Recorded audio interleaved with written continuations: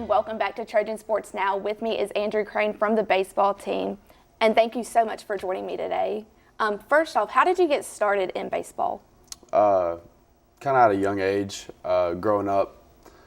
It's a funny story. There's a picture. It was a painting in my house of an umpire, like behind the plate at a game, and my dad was an umpire at the time. And my mom would always tell me, like, "Oh, look, that's a picture of your dad." And there was a family in the bleachers, and it was a kid and two parents, and I have a brother and sister, and they were sitting in the stands watching. And I was like, oh, okay. So I always thought that was cool. And then I guess from then on, I kind of just got involved into it, and at a young age, I was always like, oh man, that's awesome. Because I always thought it actually was a painting of my dad. Well, it turns out it was just a painting when I got older. But I guess that's where it started, and then from then on, I just ran with it. Just always had a love for it, I guess. Now in high school, did you play any other sports besides baseball? Yeah, I actually played tennis and I played soccer. Because in high school, when I was a sophomore, I was cut from the team. So I didn't play baseball for a couple years, and I had to pick up something else to play. And all my friends played soccer. So I just went out there with them, started playing that, and then in the springtime came around, and I didn't want to sit at home, and one of my best friends was playing tennis. I was like, I'll come out there and try it. I mean, tennis isn't a huge sport at Pascagoula, so we went out there and wound up getting a chance to play on the team or whatever, and then played for a couple years and actually liked it a lot. Now when you decided that you wanted to further your baseball career, what was the recruiting process like?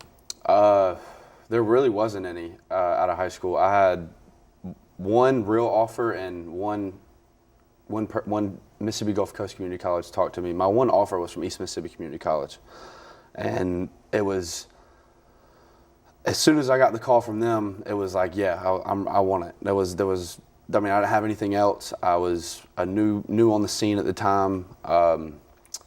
So Coach Rose called me and gave me an opportunity to come play for him. And a funny story about that is the night he calls me, we have a game the next day. And I wound up going out and I throw a no-hitter and then sign my scholarship to go play for him the next day. And it was pretty cool. It was pretty surreal. So after East Mississippi, why did you decide to come play at Troy? Well, I had always heard about Troy and I always knew the legacy of the program. My best friend at the time was committed here, and he had always talked him up and talked about how cool it was and all this kind of stuff. Well, I had a couple good years at East Mississippi, and they wound up talking to me and asked me to come on a visit. And when I came, I fell in love with it. It felt like home. The small town scene. I grew up in a small town. The campus was beautiful. I mean, the facilities are top notch, and the coaching staff was really welcoming. Coach Phillips I love him. I love him to death, and I'd do anything for him. And I just felt that whenever I was with it. As soon as I met him, I just felt like this guy's gonna have my back. And so it was kind of a no-brainer, and they called me a couple days later with an offer, and I jumped on it immediately. Yeah, the campus is my favorite part of Troy. But what is it like being able to play for Coach Smart? It's great. He's a very passionate guy. He has a very big pride and sense for the program. I mean, he played here. He was a JUCO guy like me, and he came in and he played here for 2 years, and they wound up winning 2 national championships while he was here. And it's his alma mater too. So I mean, there's a sense of respect and pride that he has for the program that he instills in us and wants us to follow his suit with. And I respect that a lot because I mean, it's the guy's background. It's where he came from, and I don't know. It's just something that stands out to me because I'm personally the same way. I'm a passionate person when it comes to something that I care about, and I see that in him, and I respect that about him. All right, now on Wednesday you were named Preseason Pitcher of the Year, so first off, congratulations on that. Thank you. And second off, what does it mean to you to get that type of recognition from the Sunbelt Conference? It's pretty cool. I can't lie. It's something that I didn't really see coming. I mean, last year I had a very, very fortunate year. I don't think I'd be able to repeat that again, but I'm going to do my best.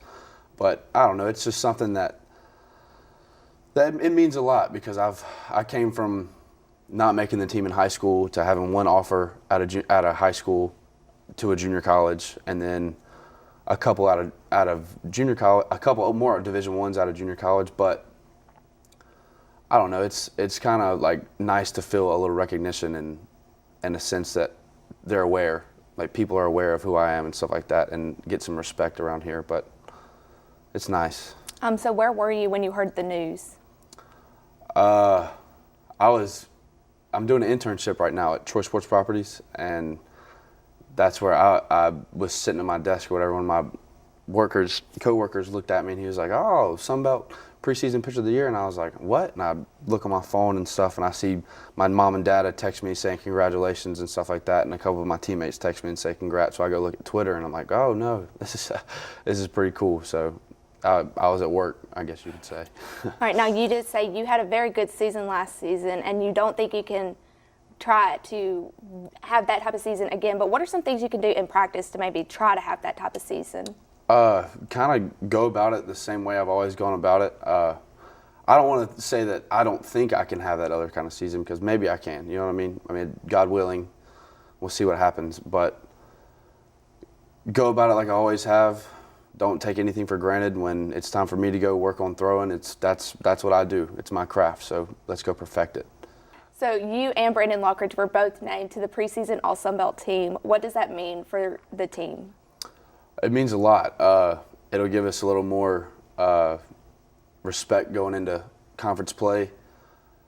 And it's really cool that he was recognized along with me, because that guy works his butt off every day, and he pushes me to want to be better, because he doesn't take a day off. It's every day. He'll be dog tired and out there running around with his tongue out, but he's going 100% every single day. He's in the weight room every single day. He's in the cage every single day. And it's pretty cool to see that not be overlooked, and that he's moved to a new position this year. He hasn't even played an inning out there, but he's already preseason all conference. And it's cool to see that he's got that respect, and it makes me feel better that I got that guy out there behind me running around balls in the outfield, and it's going to be fun. It's going to be something to watch.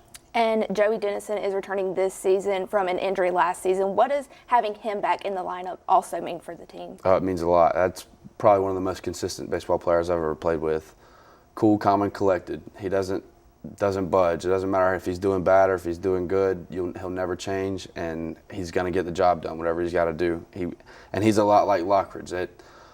This team's a lot different than teams have been in the past. This team, I feel like this team wants it more, and we got that little it factor about us going into this year. We don't really have any weak points, and especially adding Joey back to us, that just gives us that one more donkey in the lineup to hit the ball over the wall. And you start your season in a couple of weeks. So what are y'all doing in practice to get ready for your season opener? Just getting after it, putting our head down, working, trying to fine-tune the little things. I mean, at this point, everybody's kind of got the talent and they know how to play, but it's perfecting the little things that is going to put us over the top and make us the best team we can be. And you do get to start the season off at Riddle Pace. So how important is it for you to have the home crowd there?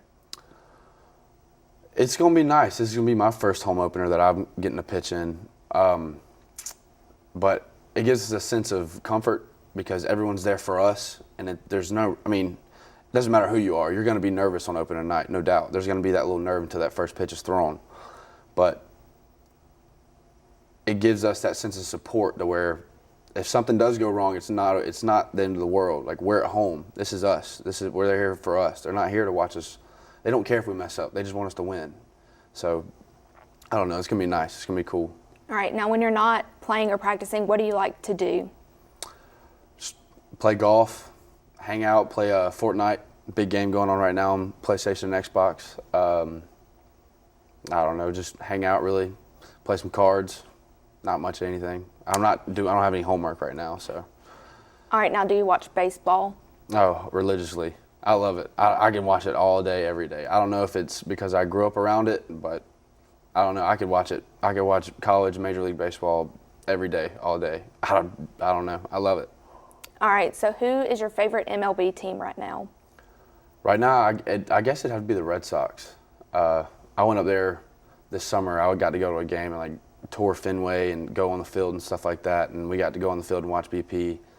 And that was really cool. And it's a really historic park. And I just like how they do it there. I like the atmosphere around it. I don't know.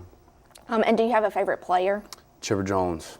Been my favorite player since I was a baby. I don't know. I used to go in the cage and try to model my swing after his, the little switch hitting stuff he does. So, I don't know. That guy's a legend, and I love him. All right. Were you excited when you heard that he was going to go into the Hall of Fame? Oh, yeah. That was awesome. It was cool to see that the guy that I modeled myself after growing up is now gotten the recognition he deserves, and he's a Hall of Famer like he always should have been. And lastly, do you have any tips for someone who may be interested in starting to play? Go to work, and don't get too frustrated with it, because baseball is a game of failure. I mean, whether you're pitching or you're hitting. I mean, if you're a hitter, you're expected to fail 7 out of 10 times. And if you're pitching, you're expected to get beat by the hitters every single time. So compete, whatever you do. Believe in yourself, work hard, and just compete. Just go out there and compete as hard as you can, because that's what's going to make you better. The harder you compete, the harder you go. It's just going to put you over the top. All right, well, thank you so much for joining me, and good luck in your season opener. Thank you. Stay tuned for what's ahead in Trojan Sports right after this.